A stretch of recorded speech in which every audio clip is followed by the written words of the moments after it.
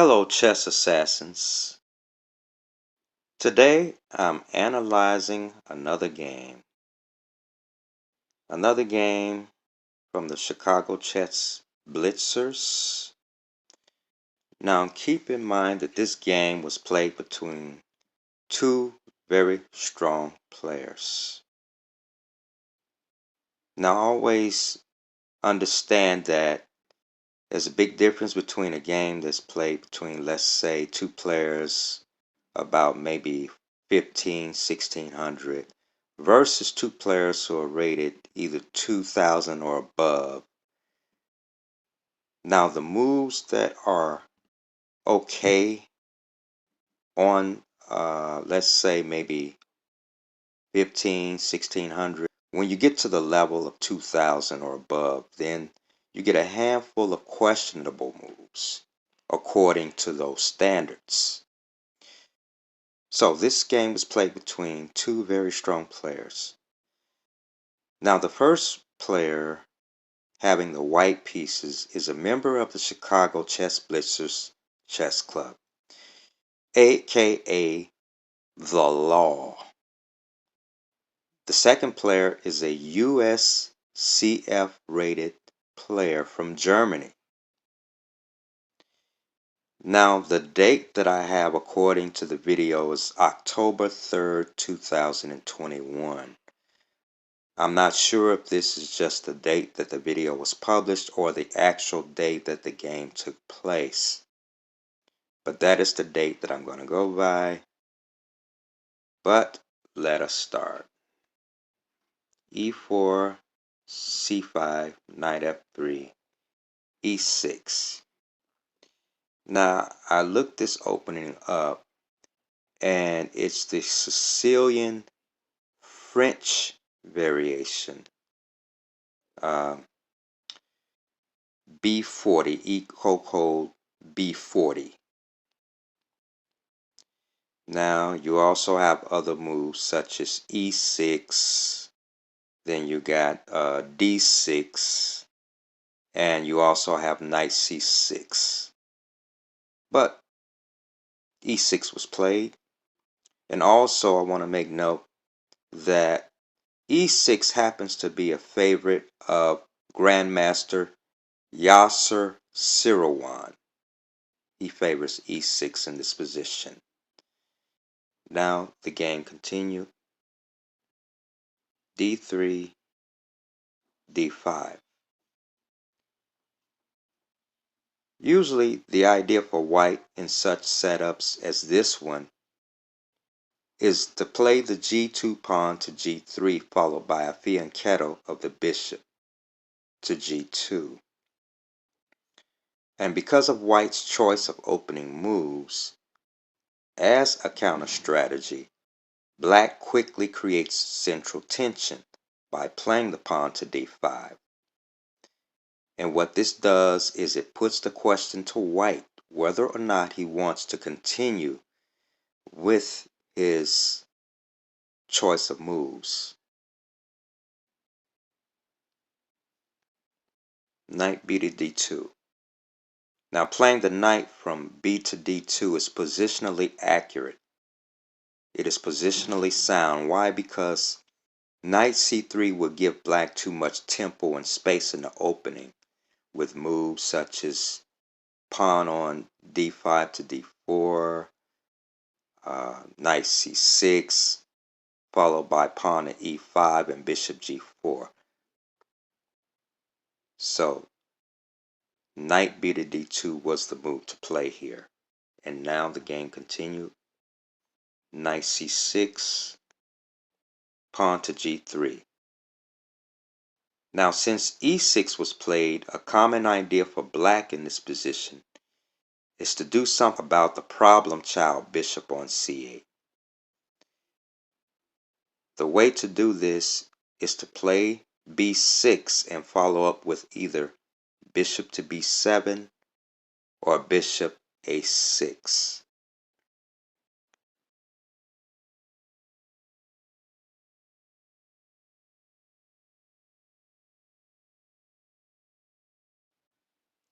Other moves to consider in this position are bishop e7 and h6. Black chose to take on e4, and now d takes e4. Currently, the pawn on e4 is a target for black. And to keep the pawn on e4, the queen moves to c7 in concert with guarding the e5 square along with the knight on c6. Queen c7, now e5 is guarded by the queen and the knight. The game continued. c3, b6, queen c2. Now you're wondering why white would play this move instead of castling, allowing black to play bishop a6. Well, the reason lies within the knowledge of positional play. White allows black to play this move, bishop a6, before castling, with the idea of trading off black's light square bishop.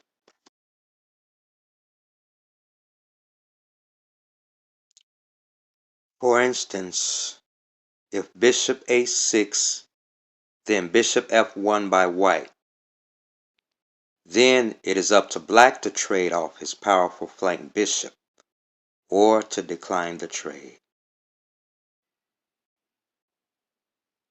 And the game continues. Bishop a6, and now bishop f1. Now understand that after bishop takes f1 and king takes f1, white is able to quickly castle by hand. This is known as the king walk variation of castling, allowing white to quickly and safely step to g2 for cover. Bishop takes f1, king takes f1. Now that the bishops have been traded off, and since neither side has a light square bishop, the strategy is to use the queen to take on the role of exploiting the light color complex, which is another term for light square weakness. And so the game continued. Bishop e7, king g2, kingside castle, knight to c4. The idea of playing the knight to c4 is that white has to make use of his first move initiative granted from move 1, which means that immediate action is required in order to make contact with the black pieces. The idea is to do this before the opponent accumulates an equal number of opportunities on his own. And so now the game continued. Rook on f to d8. Bishop to f4. Nice move. Here, white wastes no time with random developing moves and instead goes for the kill on the dark squares. Queen b7, rook h to e1, h6, h4, rook d7, knight on f to e5, knight takes e5, knight takes e5.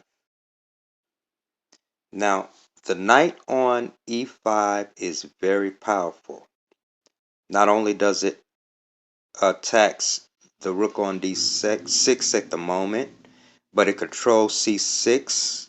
It's hitting on some light squares in the black camp. Also, the knight has the option of going to c4. Now, there's a saying that goes, a knight on c4 is like heaven. Just a little saying from the old days. But anyway, these are options that white has in this position.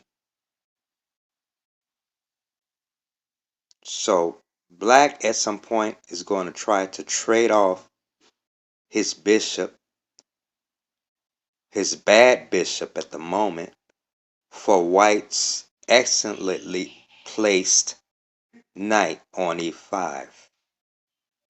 And so the game continues.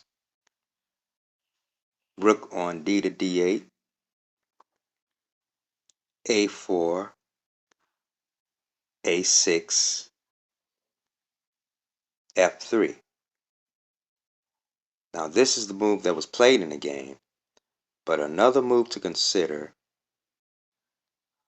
is queen to f3. And the line continues.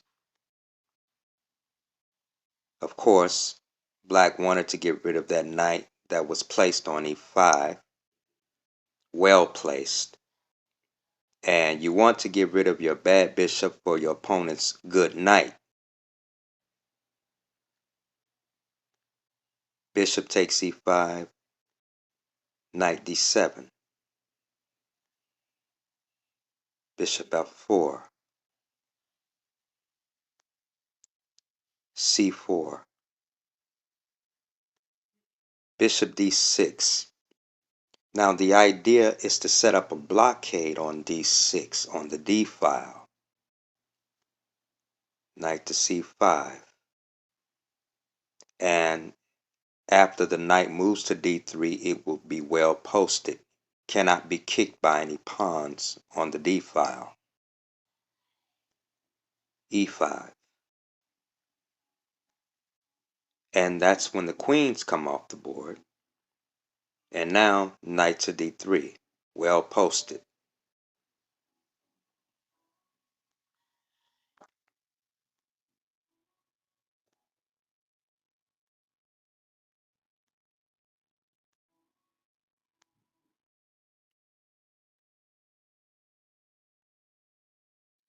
Now notice how all the files in this position are closed. The H file, G file, F file, E file, C file, with the exception of the D file just being blockaded by the bishop on D6. C, B, and A files all closed. Interesting.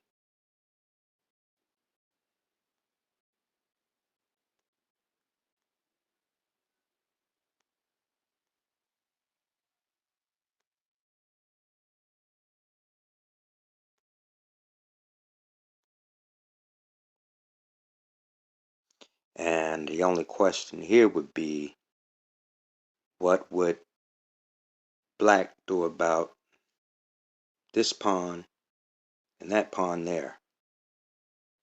And how long will white keep this pawn sitting there, which bolsters this pawn?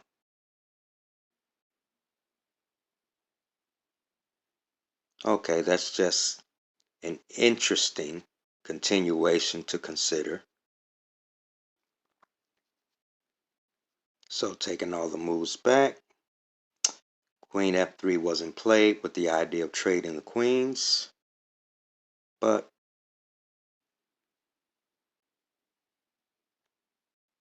f3 was played. And the game continued. b5.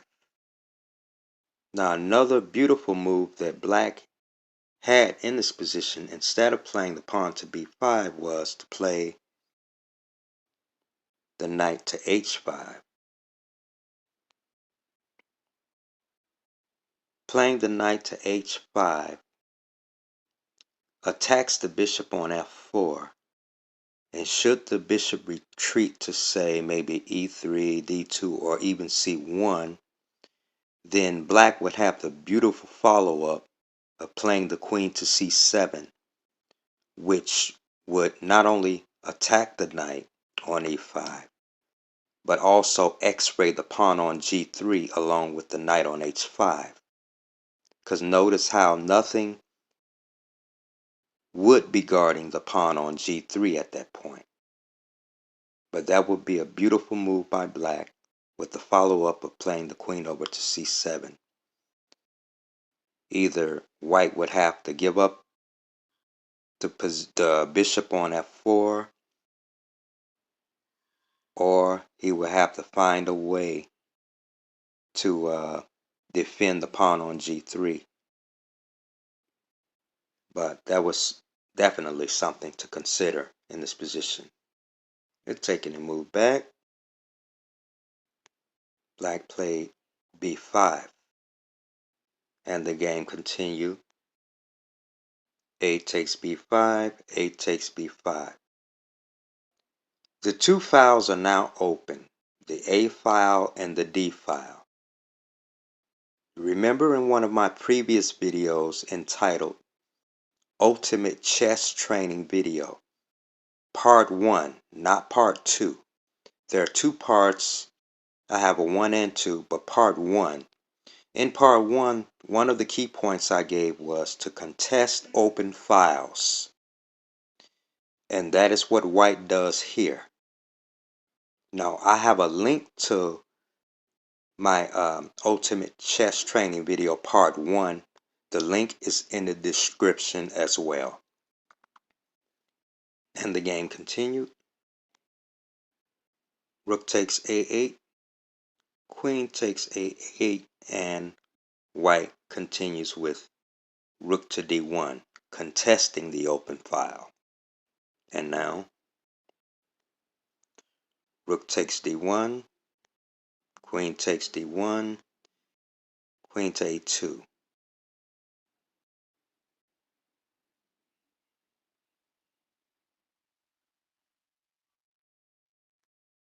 Queen to d2, pawn to c4, knight to c6, bishop c5, knight d4, queen a6, bishop takes h6, piece sacrifice, g takes h6, queen takes h6, and now the knight is threatened on f6. Bishop takes d4, c takes d4.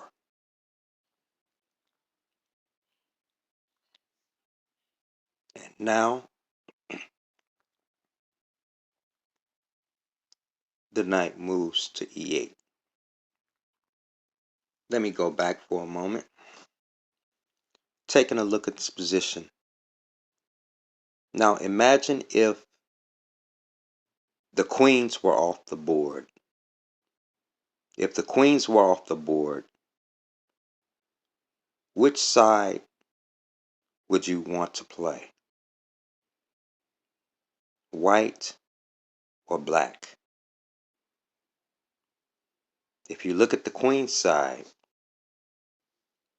black has the majority on that side of the board, with an idea such as pawn to b4 followed by pawn to c3. The king would have to try to make it over there to catch the pawn. On the other hand, white has pawn to g4 to g5,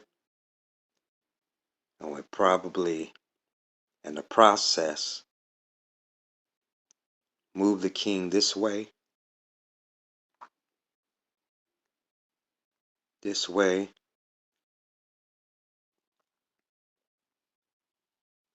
but anyway,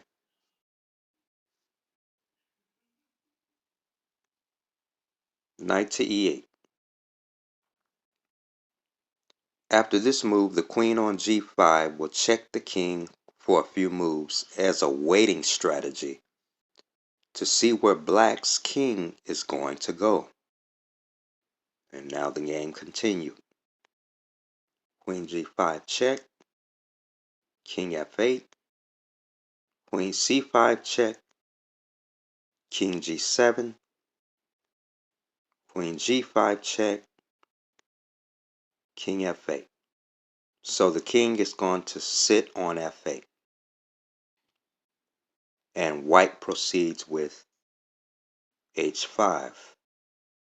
And now queen a2.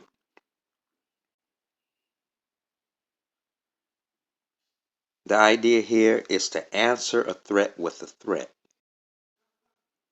Black wants to take this pawn with check,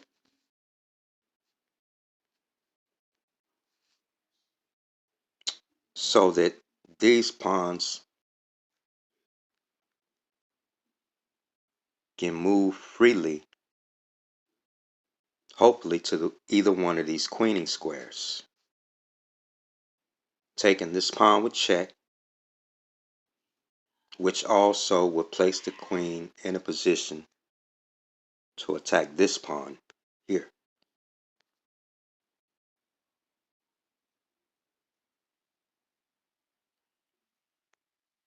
h6. Queen takes b2 check, king h3, and queen takes d4. e5, with the idea of closing off access along that diagonal for black's queen. And now queen d3, guarding against this.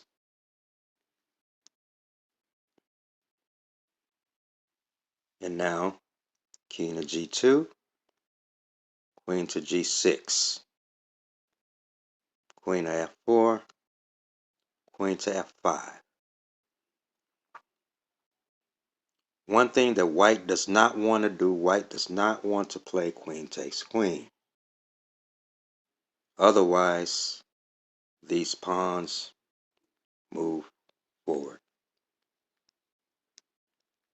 And eventually queens, and this pawn here, after black recaptures, black would easily be able to move and stop this pawn. So you don't want to play queen takes queen. Queen d4, queen g6, queen c5 check, king g8, queen e7, attacking the knight,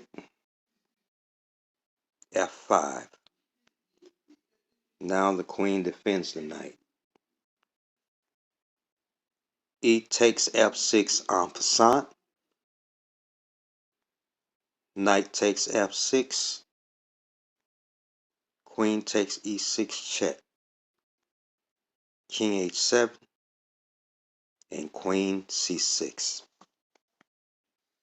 White now pressures the only foot soldiers that black has, and this puts black into defensive mode.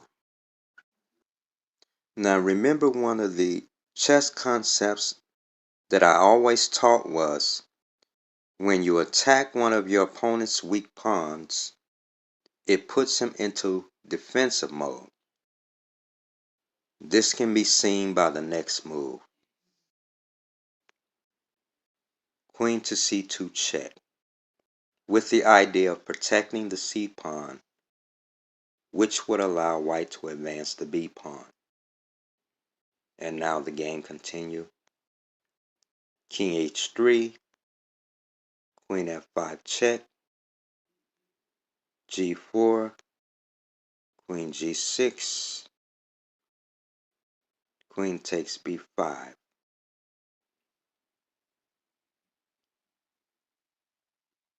Now black uses this opportunity to advance the only foot soldier that he has left.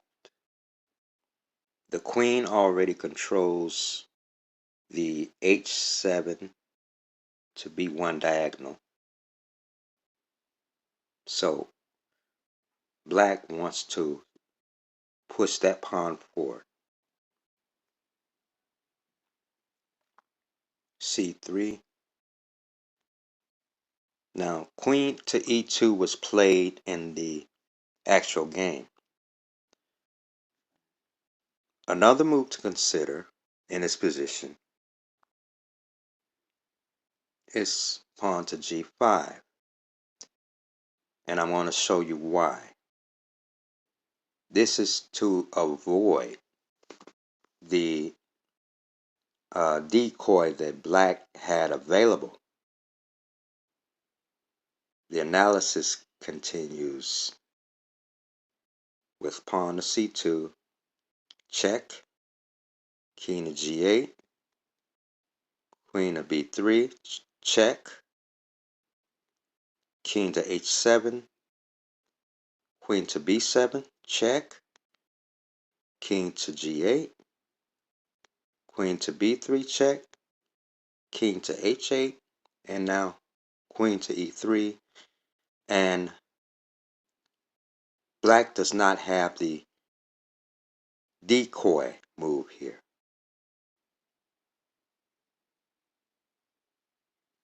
Now, let's get back to the game. So, instead of pawn to g5, white played queen to e2, and now c2. The queen is played to d2 to stop the pawn from promoting. Here, black has a very good tactical shot known as the decoy.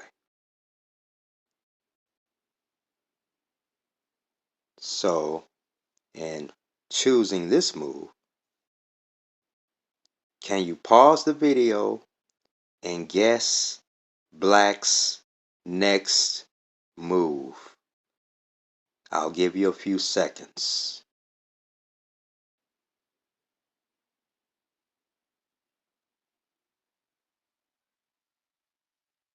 Okay, the move that black made in this position, boom.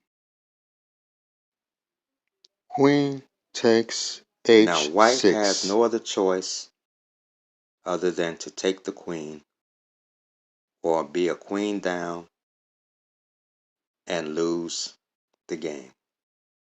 So after queen takes h6 check,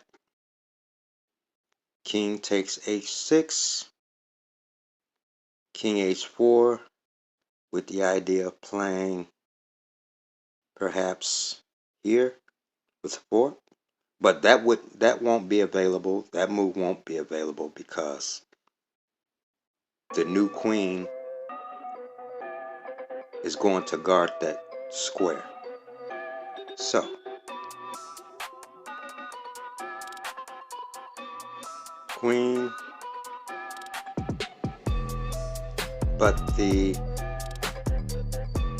game turned out positionally in black's favor, but white won on time because after this move, black was out of time.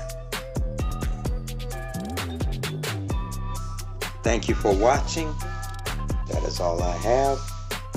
Stay tuned for my next video.